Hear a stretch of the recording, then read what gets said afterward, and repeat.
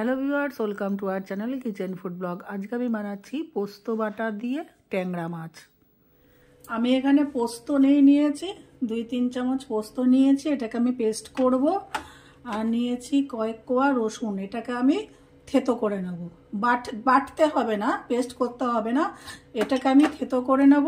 আর এই পোস্তকে আমি বেটে নেব। আরেকটা ভালো কথা, পোস্ত অনেকেই বলেন যে মিক্সি জারে পোস্ত ভালো বাটা যায় না, হ্যাঁ, দানা দানা থেকে যায়। তা আমি এখানে যেভাবে বাটি বাড়িতে সেটা শেয়ার করছি আপনাদের সাথে। আমি প্রথমে মিক্সি জারে নিয়ে এই পোস্তটাকে এরকম শুকনো অবস্থায় 2-3 সেকেন্ড ঘুরিয়ে নেব। আগে ঘুরিয়ে নিয়ে তারপরে অল্প জল দেব। অল্প জল দিয়ে যতটা দরকার ততটা পরিমাণে জল দিয়ে আমি এটাকে পেস্ট করব। ফলে দানা দানা একদমই থাকে না, পুরো মিহি পেস্ট হয়ে যায়। আমি এখানে কয়েকটা ট্যাংরা মাছ নিয়েছি আর কয়েকটা আলু এরকম কেটে নিয়েছি। ছোট আলু সেই জন্য 2 হাতখানা করে নিয়েছি, আপনারা বড় আলু হলে 4 হাতখানা করে নেবেন। এবার মাছ আর আলুতে আমি দিয়ে দেব লবণ আর হলুদ। লবণ আর হলুদ মাখিয়ে রাখবো।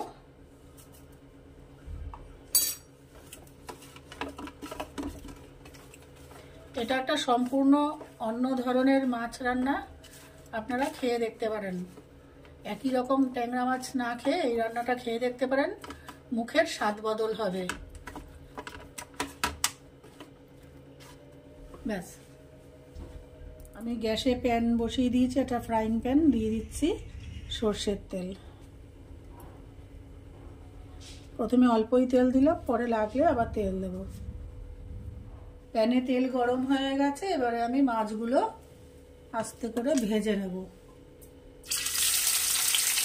আমার রেসিপিগুলো যদি আপনাদের ভালো লেগে থাকে তাহলে আমার চ্যানেলটিকে অবশ্যই সাবস্ক্রাইব, লাইক, শেয়ার ও কমেন্ট করবেন।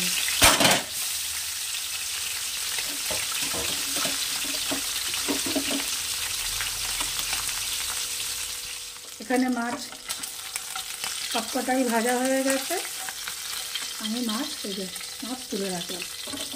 এবার এই তেলেই আমি যে কয়েক কোয়া রসুন ছিল ওটাকে থেতো করে নিয়েছিলাম, ওটা দিয়ে দিলাম।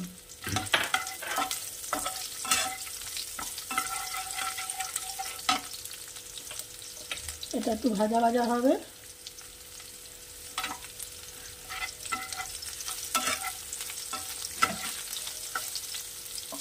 এর মধ্যেই দিয়ে দেবো কেটে রাখা আলু।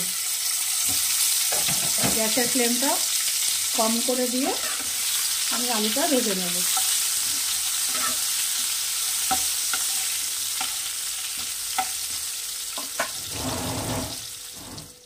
এখানে আলুও ভাজা হয়ে গেছে। এর মধ্যে এবার আমি দিয়ে দেব এই যে পোস্ত বাটা, একদম মিহি পেস্ট হয়েছে। আপনারা এরপরেও যারা বিগিনার্স বা যারা নতুন রান্না করছেন তারাও যদি এরপরেও পোস্ত না বাটতে পারেন মিক্সিতে, তাহলে শুকনো যখন বাটবেন একটুখানি 1/2 চামচ মতন একটু লবণ দিয়ে বাটবেন। দিয়ে দিলাম পোস্ত বাটা।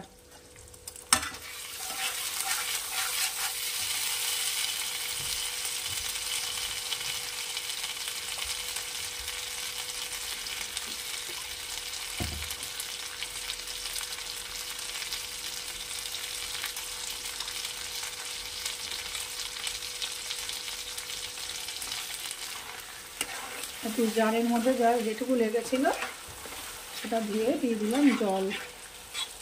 সাথে একটু কষানো হয়ে যাক, তারপরে আর একটু জল দেব। দিয়ে দেব 1/4 টিএসপি হলুদ, 1/4 টিএসপি লবণ, আর দেব একটু কালারের জন্য অল্প একটু লঙ্কার গুঁড়ো। আর ব্যবহার করবো, বাকিটা ব্যবহার করবো কাঁচা লঙ্কা।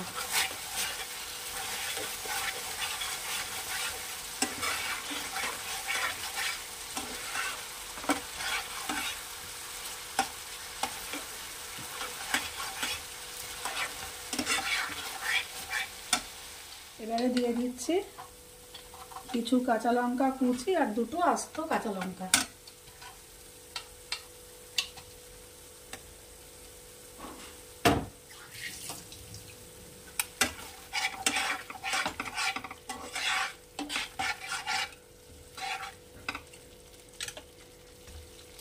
একটু মশলাটা কষিয়ে নেব।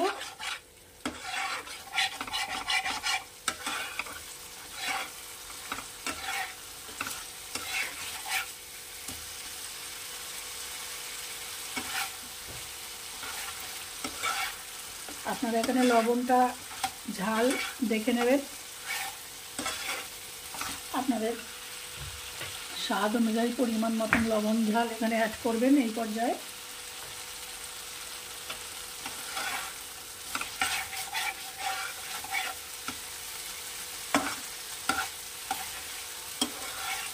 মশলা কষানো হয়ে গেছে, তেল ছেড়ে এসছে, যে তেল বেরিয়ে গেছে মশলা দিয়ে।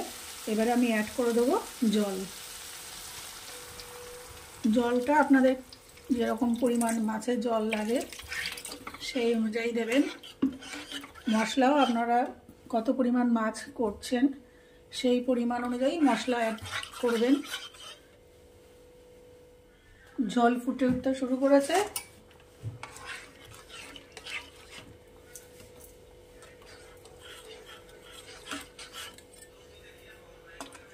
আর একটু ঝোলটা ফুটবে।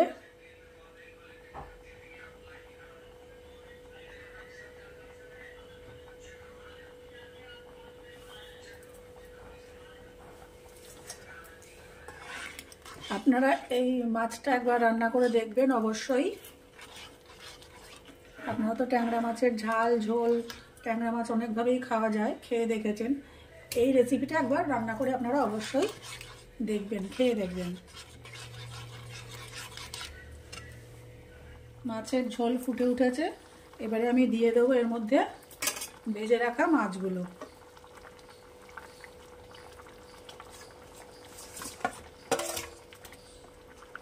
দিয়ে এটা কিছুক্ষণ ফুটবে। এবারে দিয়ে দেবো 1/4 টিস্পুনেরও একটু কম একটু চিনি।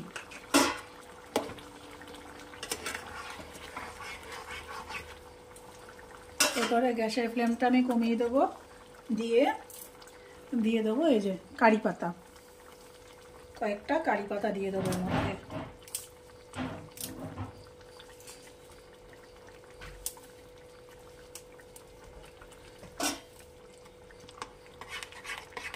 আর একটু ফুটিয়ে আমি নামিয়ে দেবো আমার তৈরি পোস্ত বাটা দিয়ে ট্যাংরা মাছ। আপনারা অবশ্যই এই রেসিপিটি একদিন করে বাড়িতে অবশ্যই ট্রাই করবেন। পুরো একটা খুব সুন্দর অন্য রকমের একটা মাছের টেস্ট আসে। আমি প্লেটিং করে নিয়ে আসছি আপনাদের সামনে পোস্ত বাটা দিয়ে ট্যাংরা মাছ।